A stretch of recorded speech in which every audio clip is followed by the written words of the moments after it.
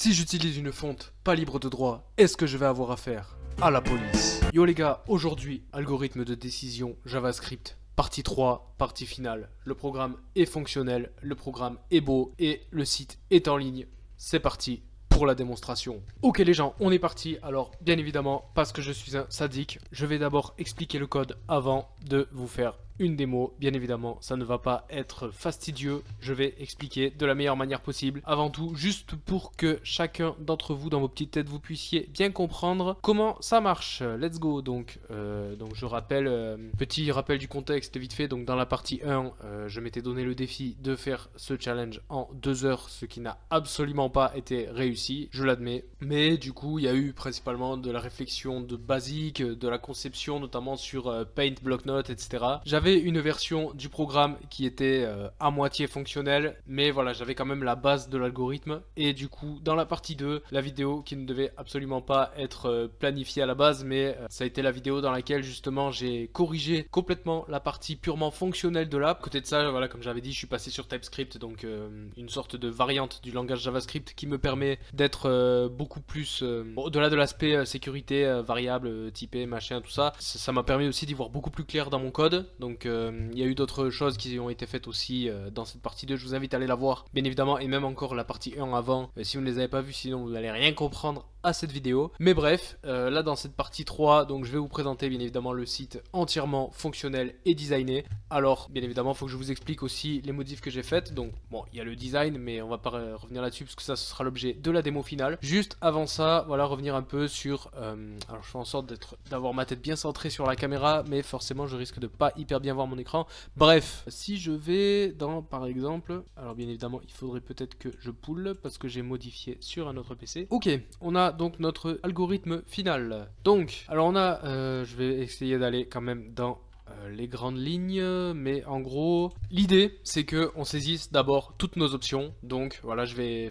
prendre l'exemple des repas, d'ailleurs je vais le prendre aussi pour la démo tout à l'heure, et un autre exemple aussi, mais voilà, par exemple on a salade, sandwich, etc. Donc là ce sont les options entre lesquelles on hésite à prendre une décision. Ensuite on va saisir les critères sur lesquels on veut baser notre choix. Par exemple, est-ce que ce sont des repas plus ou moins bons pour la santé, plus ou moins accessibles rapidement, plus ou moins onéreux ou au contraire bon marché, et finalement est-ce que c'est des repas qui vont plus ou moins procurer du plaisir en bouche. Une fois qu'on a tout ça, en fait, ce qui va se passer, c'est qu'il y a eu pas mal aussi de changements d'algorithmique à ce niveau-là. Mais en fait, l'algo va calculer automatiquement tous les duos de 2 possibles. Donc par exemple, imaginons, on a 5 options. Ça fait 4 plus 3 plus 2 plus 1, ça fait 10 duos possibles. Et il va les mélanger parce que toutes les questions seront posées dans un ordre aléatoire. Donc bien sûr, elles seront quand même triées par contexte. Donc on aura toutes les questions importance des critères en premier, toutes les questions critère 1, donc santé par exemple en premier, etc. etc. Mais l'idée, ça serait quand même que voilà, on pose les questions de manière aléatoire aussi pour que le temps de réponse soit le plus précis possible et le plus cohérent avec la réalité. Parce que forcément, si tu vois, je sais pas, McDo ou salade et après tu vois McDo ou pâtes, ben en fait, voilà, moi en plus qui ai l'habitude d'exécuter le code à chaque fois, puisque ça fait maintenant 3 semaines que je suis sur ce projet, bah forcément, voilà, il fallait un peu plus d'aléatoire pour rendre tout ça plus cohérent, plus réaliste. Et même aussi, j'ai fait encore un truc un peu plus optimisé, c'est que aléatoirement, encore une fois, bah en fait les deux propositions sont inversées. Par exemple, des fois au lieu d'être McDo salade, ça va être salade McDo. Donc voilà, tout ça pour permettre aussi, voilà, de rajouter un peu d'aléatoire, plus de variété, de diversité dans les questions, dans les réponses. Et ça permettra donc d'avoir des temps de réponse et donc des écarts entre celles-ci beaucoup plus cohérents. Voilà, donc ça c'était pour donc tout ça, ça se fait dans, bien évidemment si je vous parle pas du code, ça va pas le faire. Donc alors j'en étais où? Donc on a ici, voilà, le alors attendez, bien évidemment il y a du spoil. L'idée ici, donc tout sera fait principalement dans la méthode execute. Donc en fait ce qu'on fait c'est que on a déjà les options, on a déjà les critères. Ensuite on va donc créer des barres. Créer des barres, c'est ce que j'avais dit dans les 2 vidéos précédentes il me semble. Mais en fait on va avoir donc la barre importance des critères, la barre ensuite pour chaque critère. Et sur chaque barre le but ce sera de placer donc pour la première les critères avec leur niveau d'importance. Et pour les autres ce sera les différentes options avec pour chaque critère, est-ce qu'elle le respecte plus ou moins. Donc on crée les barres, mais pour l'instant les barres restent vides. On compte toutes les comparaisons et on mélange aussi, et voilà, cette méthode elle mélange aussi, mais que ce soit pour les critères et ensuite donc pour les options. On mélange toutes les comparaisons possibles. Ensuite, on va toutes les demander à l'utilisateur, sauf si elles ne sont pas pertinentes. J'ai rajouté aussi le fait que, j'en ai parlé dans la partie 2, mais si par exemple on a pâtes et McDo, on sait que pâtes est meilleur que McDo. Maintenant, je dois comparer salade et pâtes. Salade est meilleur que pâtes, mais à quel moment je devrais comparer salade et McDo? C'est pas pertinent. Donc ça, voilà, c'est géré aussi. On place les premiers duos sur chaque barre et ensuite on remplit toutes les barres automatiquement avec le reste. Donc, en fait, ce qui est bien, c'est que toutes les questions sont posées à l'utilisateur et à la fin, il y a tout le calcul qui est fait d'une traite. Et au final, en fait, on a la final criterias bar qui mixe toutes les barres et qui va avoir donc la barre d'importance des critères. Et puis ensuite, on va avoir donc pareil pour chaque critère, ce qui va nous donner les all final bars. Putain, j'ai réussi à le dire, incroyable. Et pour finir, on va avoir la end bar et donc on va display le result, donc afficher le résultat en français qui sera tout simplement l'élément le plus haut sur la end bar. Voilà pour l'explication très rapide de cet algorithme. Maintenant, on se retrouve sur la démonstration et c'est parti. Alors, regardez-moi ça, c'est magnifique. Miaou, ici, c'est le chat qui décide. Les vrais reconnaîtront ce chat. Voilà, petit indice, il vient d'un même. Vous avez une décision à prendre, mais vous hésitez. Ah là là, les humains, toujours à se prendre la tête. Faut bien que les chats servent à quelque chose. Ok, je vous propose mon aide. Vous allez me donner toutes les options entre lesquelles vous hésitez, puis les critères sur lesquels vous voulez baser votre choix. Je vous poserai quelques questions de comparaison, et ensuite je me chargerai de choisir pour vous la meilleure option. Convaincu? On va dire que oui. Let's go. C'est ici une option. Alors là, du coup, voilà, c'est parti. Je vais essayer l'option salade, pâtes, sandwich, McDo, pizza. Ok, donc là, je laisse vide. Hop, saisissez les critères. Santé, budget, plaisir et temps. Ok. Donc là, j'ai les options, j'ai les critères. Maintenant, c'est parti pour l'algorithme en lui-même. Donc, il va me poser toutes les questions, etc. J'en dis pas plus, let's go. Quel critère est le plus important? Le plaisir ou le temps? Le temps quand même. Ok. Quel critère est le plus important entre le budget et la santé? Je pense quand même que c'est la santé. Ouais. Santé ou plaisir? Forcément plaisir. Plaisir ou budget?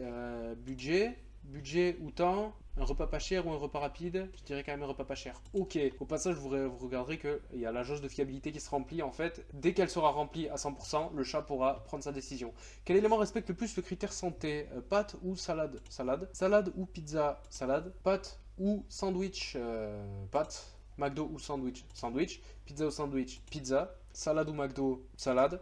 Pâte ou pizza, pâte. Pâte ou salade dans le budget. Pâte ou salade, c'est moins cher des pâtes. Salade ou pizza, salade. Pâte ou sandwich, pâte. McDo ou sandwich, le moins cher, le sandwich. Pizza ou sandwich, putain ça donne faim ce truc. Pizza ou sandwich, c'est moins cher le sandwich. McDo ou salade, salade. Pizza ou McDo, pizza. Salade ou sandwich, salade. Plaisir, pâte ou salade.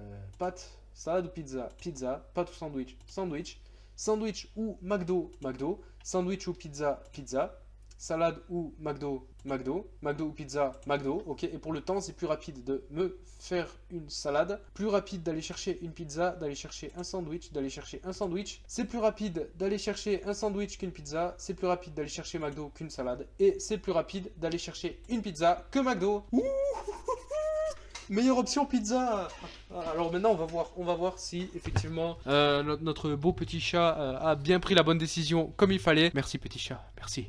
Je caresse le chat, ça se voit pas, mais merci petit chat. Donc voilà, au passage on voit aussi que tous les choix qu'il a fait se sont logués en console. Et maintenant donc je vais quand même vérifier la véracité de mon algorithme incroyablissime. Donc on a la final criterias bar. Hop, donc effectivement on a santé, budget, temps, plaisir. Ok, jusque là on est bon. Ensuite on va avoir les all final bars.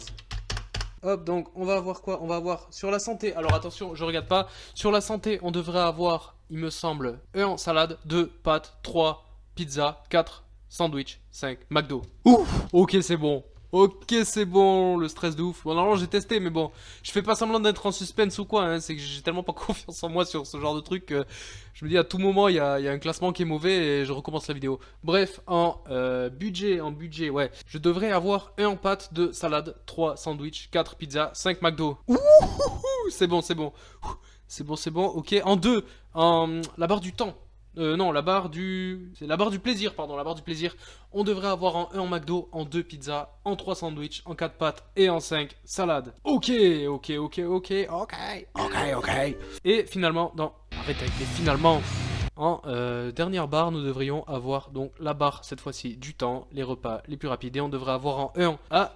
Je crois qu'il y a une petite erreur là. Oh putain. Bon, ouais, vraiment de pas beaucoup, hein. 608, 608. Bon, on va dire que c'est l'aléatoire qui a joué un petit peu. Mais voilà, pizza sandwich, bon, c'est quand même assez rapide dans les deux cas. Faut aller au distributeur ou à la supérette. Voilà, mais bon, bref, tout ça pour dire que juste après, on a effectivement le McDo, la salade et le plus chiant parce qu'il faut les cuire, les pâtes. Et donc, effectivement, si je m'amuse à aller voir ma N-bar, on peut voir tous les critères classés dans l'ordre. Et donc, effectivement, on a en 1 la pizza qui est notre meilleure option. Et ensuite, on a salade, sandwich, pâtes et McDo. Voilà pour cette première démonstration, ce fut incroyable. Je vous propose maintenant de faire une deuxième démonstration, cette fois-ci sur un sujet complètement différent, à savoir des voitures à acheter, parce que ça y est, j'ai eu un chèque de 1 million d'euros, je vais pouvoir changer de bagnole, c'est complètement faux bien évidemment, mais on s'en fout. Ok, donc là je peux passer, parce que voilà, c'est pas que j'aime pas me faire accoster par un chat, mais bref, c'est une option, ok, alors les vrais qui me connaissent, Peugeot 308. Ok, bien sûr, je lui dis non, je parle de la nouvelle, en rouge, en GT, voilà, tout ce que tu veux. Bref, Peugeot, voilà, 408, 508, Audi A3, BMW série 1. Donc voilà, bien sûr, ça s'applique à tous les modèles. À chaque fois, c'est la dernière, sauf peut-être certaines que je vais évoquer tout à l'heure. Mais Volkswagen Golf 8, Lamborghini, Mustang. Donc voilà, c'est pour les Mustangs surtout. C'est peut-être pas forcément les dernières, mais des Mustangs vers 2010, 2015 à peu près. Des bonnes grosses Mustangs au capot plat, là, ça c'est incroyable. Là, et est-ce qu'il n'y en avait pas une autre aussi? Ouais, on va dire que c'est bon. Allez. Hop. Et donc, les critères. Alors, les critères, on va voir quoi? Qu'est-ce que je peux rechercher dans une voiture? La puissance. L'esthétique, est-ce que la voiture, je la trouve belle ou pas? Ensuite, la cohérence. La cohérence, c'est différent de l'esthétique, c'est est-ce que la voiture est cohérente avec ma personne? Par exemple, tu vois, il y a peut-être certaines voitures que je trouve plus belles, mais qui sont moins cohérentes avec mon style de personne, enfin, qui me vont bien, je sais pas. Bref, je me suis compris. Hop, donc j'ai dit quoi? J'ai dit cohérence, esthétique et puissance. On va avoir fiabilité. Est-ce que la voiture a peu de chances de tomber en panne? On va avoir le budget. Bien évidemment. On va avoir la testo. La testostérone, est-ce que ça fait vraiment voiture de bonhomme? Le statut social, qui est quand même différent. Donc, est-ce que la voiture... est-ce que les gens vont être impressionnés plus ou moins si je passe avec cette voiture dans la rue? Et on pourrait rajouter un dernier critère, par exemple, la consommation. Comme il y a beaucoup plus d'options et de critères que dans l'exemple des repas, je vais peut-être pas tout vous montrer en vidéo. Peut-être juste, ou alors passer en accéléré x2, peu importe. Mais l'idée, c'est surtout de tester, de voir à la fin si effectivement le classement paraît cohérent. C'est parti. Quel critère est le plus important, la testo ou le budget? Je dirais quand même la testo. Faut une voiture de bonhomme là. Le plus important, la cohérence ou le budget? La cohérence. Cohérence ou esthétique? Cohérence quand même, mais de pas beaucoup. Testostérone ou esthétique? C'est plus important. Ouais, je préfère une voiture belle quand même. On s'en fout si elle est pas trop testo, tu vois. Budget ou conso? Budget. Esthétique ou statut social? Esthétique. Esthétique ou consommation? Esthétique. Pourquoi je réfléchis à ça, sérieux? Esthétique ou puissance? Une voiture puissante ou une voiture belle? Ouais, je sais pas. C'est chaud quand même. Une voiture... ouais, j'attends un petit peu parce que c'est vraiment un écart réduit. Je veux dire esthétique quand même. Testo ou fiabilité? Ouais, c'est testo, full testo, là. Voiture de bonhomme, il nous faut. Budget ou fiabilité? Fiabilité quand même. Je préfère une voiture fiable que payer pas cher. Comme j'ai dit dans l'exemple, j'ai reçu un chèque d'1 million, voilà. Je l'attends toujours d'ailleurs. Budget ou puissance? Ouais, budget, allez, on va peut-être pas prendre un truc trop puissant non plus. Consommation ou statut social? Est-ce que j'ai envie d'une voiture qui consomme moins ou est-ce que j'ai envie d'une voiture qui va impressionner les gens? Ouais, statut. Conso ou puissance? Puissance, fiabilité ou statut social? Je dirais quand même fiabilité, je veux la garder longtemps. Statut social ou puissance? Je dirais quand même la puissance parce que voilà, ça fait pas tout d'impressionner. Il faut en avoir dans le ventre aussi. Au niveau de la puissance, la Lambo ou la Mustang? La Lambo. La Golf 8 ou la série 1? Alors je précise que j'y connais rien dans la plupart des marques, donc voilà, je vais peut-être faire mes choix, mais les mécanos dans les commentaires, n'hésitez pas à me corriger de manière bienveillante. La puissance, bah série 1, ouais. Lamborghini ou Audi A3? Lambo. Mustang ou série 1? Mustang. Série 1 ou 408? Série 1, ok. Série 1 ou 308? Série 1, Lambo.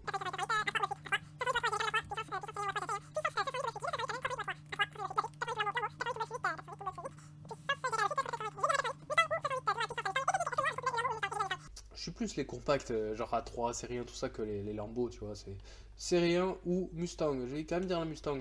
Série 1 ou 408? Je pense que la Golf 8 consomme moins. A3 ou 508? A3. Série 1 ou A3? A3. Vous avez vu, on est bientôt à la fin de l'indice de fiabilité. 308, ouais, 308. Golf 8 ou 308. Je pense qu'une 308 ça consomme peut-être moins. 408 ou Lambo, 408. Golf 8 ou 408. Golf 8. 508 ou Mustang, 508. Bam, attention, attention, la meilleure option c'est Mustang. Incroyable, incroyable. Alors attention, on va juste comparer très vite fait les classements finaux. Final Criteria Bar, on a donc bien évidemment en premier, alors j'ai pas d'idée particulière en tête de qu'est-ce qu'il devrait y avoir comme critères, options, etc. Mais voilà, 1 cohérence, ça me paraît logique. 2 testo, 3 esthétique, 4 budget, fiabilité, puissance, statut, conso. Ok, maintenant si je fais les All Final Bars. Et maintenant je dis final bars comme ça tout seul en mode ça y est je suis bilingue. Bref, donc au niveau cohérence, attention, on a non merde, qu'est-ce que j'ai fait? Ah merde, non, j'ai eu peur là. Je me suis dit, ça y est, il y a un bug. Non, non, non, c'est bon. Ok, donc au niveau de la puissance, on a bien évidemment. Ok, au niveau de l'esthétique, on a. J'ai l'impression, peut-être que je me suis trompé aussi. Il faut savoir qu'il y a beaucoup de questions, donc c'est long et c'est pas toujours évident de se concentrer, de choisir l'option la meilleure option à chaque fois. Mais bref, donc je pense que ça aurait dû être. Puissance, ça aurait dû être Lambo en premier, je pense. Esthétique, ça aurait dû être 308 en premier, peut-être. Mais voilà, peut-être que je me suis trompé aussi en répondant. D'ailleurs, je re-regarderai la vidéo. N'hésitez pas aussi, si vous l'avez remarqué, à me le dire. Au niveau cohérence, ça devrait être la 308 en premier. Non, ok, je sais pas pourquoi. Bon, après, les écarts sont très très peu serrés, hein, c'est... Bref. Et voilà, en fonction du temps de réponse aussi, il peut y avoir des changements sur les résultats. Là, on va avoir la barre du budget, donc... fiabilité, pardon, fiabilité, donc Mustang, Lambo, ok, ok. 408 Golf 8 en dernier, ok. Pour le budget, ok, Golf 8, ok. Pour la testo, bon, bien évidemment, Mustang première. Et Lambo dernier. Rip les mecs en Lambo qui essayent de faire les bonhommes avec. Par contre, au niveau statut social, Mustang et Lambo, kiff kiff quand même. Ouais, 40 d'écart quand même. Bon, voilà, encore une fois, c'est le chat qui décide. Voilà. Et finalement, pour la conso, ben, on va avoir les Golf 8 A3, 308, etc. Et bien évidemment, Mustang et Lambo en dernière. Voilà pour cet algorithme de décision incroyable. Le lien sera dans la description. Bref, voilà pour cet algorithme de décision JavaScript. Donc, c'était le chat qui décide. Évidemment, c'était la partie 3, la partie finale de cette série. J'espère qu'elle vous a plu. J'espère qu'elle vous a motivé. S'il y a certains petits apprentis dev parmi vous qui veulent se motiver peut-être pour se chauffer, voilà, pour lancer des projets de dev, etc. Peu importe. Ou juste qui sont curieux, qui veulent découvrir un peu le concept du dev, de la tech en général, de l'informatique, ou tout simplement qui sont fans de moi, mais qui veulent aborder d'autres choses que le dev perso, qui je le rappelle d'ailleurs n'est toujours pas terminé, mais bref, on s'en fout. J'espère que cette vidéo vous a plu, vous a fortement motivé, j'espère que je vous ai fait un petit peu marrer aussi, même si c'est quand même assez long et ennuyeux de coder, de concevoir un algo sur bloc-notes, etc. et de faire une démo très très longue. Bref, on se retrouve très prochainement pour une prochaine vidéo, n'hésite pas à t'abonner. Voilà, n'hésite pas à t'abonner, à lâcher un like, tout le tralala, tu fais ce que tu veux. Bref, je te dis à dans quelques jours pour une prochaine vidéo. Passe un très bon week-end, c'était Anto. Ciao!